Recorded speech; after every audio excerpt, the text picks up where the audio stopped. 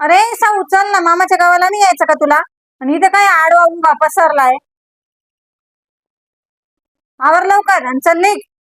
ए मी तुला सांगितलं ना, मला नाही तिथे मामाच्या गावाला, तूच जाय तिकडे. अरे साऊ चल ना, मावशी आली. तुला माहिती ना मावशी पैसे देते असं. त्या मावशीच्या 5,000 रुपयासाठी मी नाही येणार मामाच्या गावाला. अरे साऊ ऐक ना, तुला पेढे आवडतात ना, मग बाबांनी तुझ्यासाठी बॉक्सच्या बॉक्स भरून एवढे मोठे पेढे आणलेले. चल ना.